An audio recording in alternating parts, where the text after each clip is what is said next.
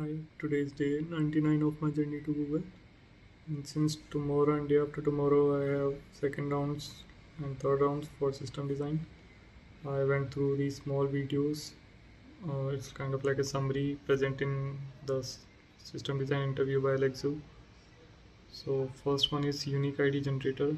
What it does is like in this you can define what type of ID generator you want. You can use UUID, you can use base64 encoding, and you can use Snowflake, which is used by Twitter.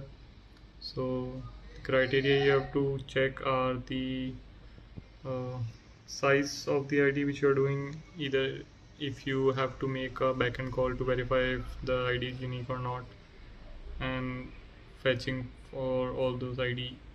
And for URL shortener, you basically you have some ID generator, and then you define tables like you will have an IV and a value URL, and you talk about the size again. So let's say there are uh, some millions of user, and data can go to 500 GB. Like let's say there's 1 billion user, so if you do back of the envelope, it can go 500 GB of data per day. So that there is not much. And then you have web crawler. A web crawler is a service which is used by search engines or AIs. So it's basically it goes through a URL and then check for nested URLs.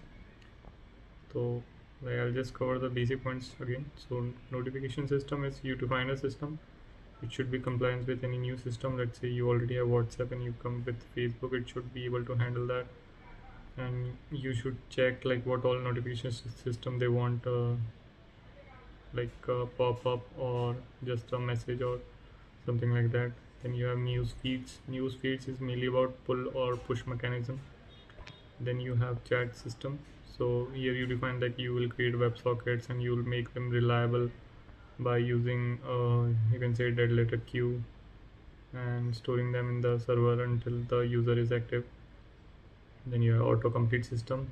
So you say like you can use Elasticsearch here, and you can have some pre-computed popularly trending searches, and you also have to handle spelling errors.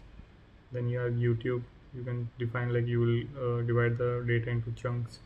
You'll be uploading it and you'll be handling different data like quality. When you talk about Google Drive, you'll say okay, you'll have a tree like structure. You'll keep record of any file changes, and whenever you share your file, you can define like what all access the other person will have. And yep, that's the update for today. Thank you.